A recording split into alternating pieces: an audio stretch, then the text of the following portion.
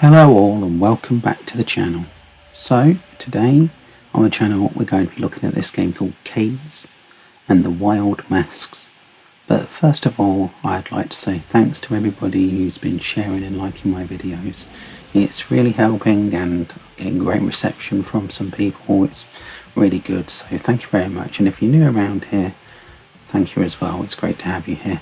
Well, anyway, on to the video. We're going to be looking at this game called Kaze and the Wild Masks. Now, this game is a almost throwback to those 90s 2D side-scrolling or vertical platform games. And this game, straight away from the beginning here, as you can see with the gameplay from level 1, I absolutely fell in love with it. It is so well done. There's great, it really is just so well done. Whenever I play some indie games, it's one of those things where I'm looking for, especially when they're 2D platformers like this, it's one of those things I'm looking for where you're like, wow, you know, it really just has that nostalgic proper kick of old school platforming.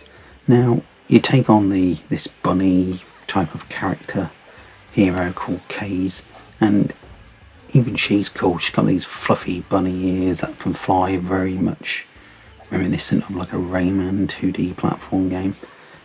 Very well done. It's lovely animation, and the cutscenes are absolutely awesome. Like, from the moment you start playing, you feel this delightful vibe of the in-game cutscenes and visuals where you're just taken away into this awesome world of these characters. Now, gameplay wise, as you can see here, this is level 1, it's pretty straightforward. One thing I would like to mention here as we go in to look at some of the level is it's very linear. Although there is the odd little bonus stage bit that you need to go into and do, either like collect all these pieces to get things, or collect all the bits and pieces to do whatever, it pretty much is A to B and there's the exit. Now, there's not much exploration whatsoever. It kind of is very straightforward. Some of the enemy placement or platform placement can be a little bit irritating. It's like, I've missed that platform now 20 times. Why isn't it in the right place? Why am I missing it every single time? Or why is that enemy just there? Really annoyingly. You know, can get a bit frustrating at times. But no, that's neither here or there. When it comes to the gameplay, it's very much a run through these levels, jump over all these chasms, spin a few enemies and duck and avoid around, and you're fine. Apart from those couple of nuances where it goes funny, it's pretty much at home for most of this game. It's just, yeah, spot on. Basically though, when you hit certain parts of the game, you can pick up these wild masks, funnily enough, which turn you into certain other creatures like a tiger or like a shark type thing or whatever. And then you get these extra abilities which allow you to do like deep sea diving or whatever, and then you can take on different enemies as well, which is pretty cool. In each of the level, like I said, there's 2 hidden bonus areas which help you get these little green pieces, which open up a main bonus level when you collect all 7 for each of the areas.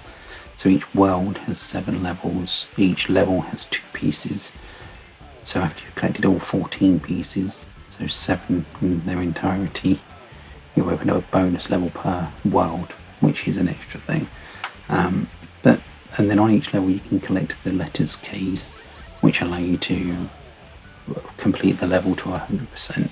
Which is pretty cool, you know, very reminiscent of old style games of this style in like the 90s, which is one of the reasons I really liked the look of it in the first place. So well done. Some of the disappointing bits, as I said, is there is some bits where you're just like, oh, it's falling down that hole every time, and that can be a bit annoying. And another bit of it is the lack of exploration. It's very much a linear from A to B type of game, there's not much there's not many secret paths or many secret areas or many secret anything really. It's just A, B, A, out the door, off you go. Some of the bosses though can be quite difficult. I've got the first world boss coming up here in a moment, and yeah, that was alright, but the later ones are very tough. I've been through all of the levels now twice, including all the bosses, and yeah, they get very hard. Now, that's where it leads me to the trophy pack. The trophies, one of them includes you having to complete every single level without being hit. Now, you don't need to do that in one run, you just got to complete each level without taking any damage. But even that in itself is going to be very difficult in my opinion. I've managed to do like the first 4 levels, I can't do many more. Some of them are so hard, you die like 100 times when you're trying to complete them the first time, let alone trying to complete it without taking any damage, which could make it very difficult to get that platinum trophy. But it does mean that the game has an awful lot of replayability, and that for me makes the game worth more in some aspects, because if you just rinse through it with ease, you're never going to play it again, and then it'll be like, well, that was an expensive game. But this game's got a lot of replayability because of that difficulty level on those trophies, and it only is like half the price at brand new straight away. It's 25 quid, not 50, not 60. I think it's $30 in the States, and that makes it such good value for money with that replayability as well there. And my god, I'm just so impressed with it. As I said, the boss here was quite difficult.